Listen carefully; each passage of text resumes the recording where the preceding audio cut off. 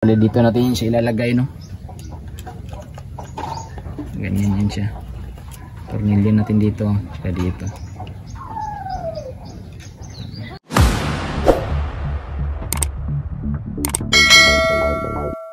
So what's up guys, for today's video pala mga tol na meron tayong meron akong ipapakita sa inyo yung trigger natin sa tuigan, no? So yan siya. Yan. So meron na din siyang tawag nito, trigger guard, no? Yan. So ganito palang system mga idol, ganitong setup ng trigger para doon sa yung mga wood bat, no, na tuigan natin, gaya nito.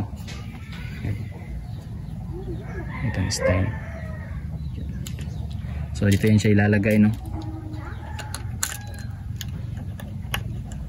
para malinis siya tignan ba. So ganyan siya. So makikita na lang natin yung trigger tsaka yung trigger guard, no. So nakabaon yung housing tsaka yung cricket niya sa loob. So lagyan ko pa yan ng bracket dito, no, para kabit ng tornilyo yung dalawa. So ito siya mga idol. Tawag ito. Maliit lang to siya, maliit, no, maliit. Hindi siya gaano malaki ba. So ang lapad niya nito, so hindi siya naka 1 inch, no, yung lapad niya. Tsaka yung haba naman hindi rin nag 2 inch, no, dyan lang.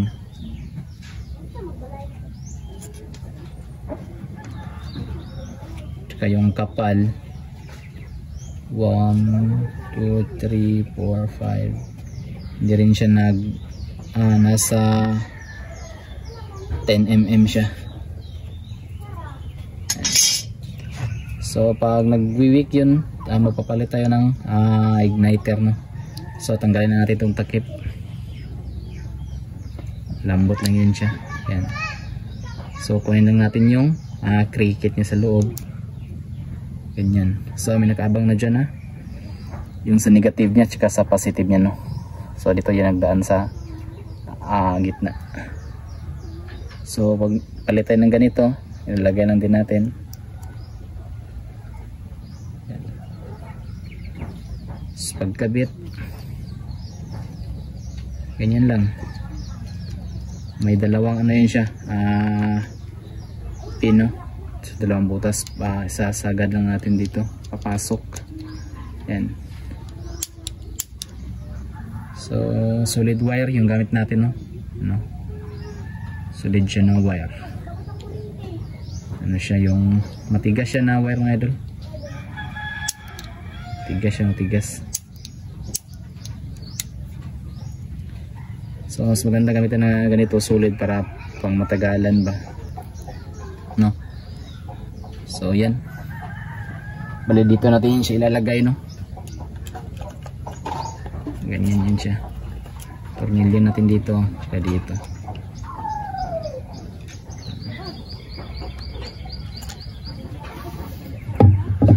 So sa next video na po natin yung assemble nito mga idol, no, para hindi masyado mahaba yung video natin, no? So next video yung pag-assemble natin ito, pagbuo, kasi hindi pa kasi ito tapos, no? Slide barrel lang din, no? So ito lang muna sa ngayon mga idol, at maraming salamat sa inyong panonood and God bless.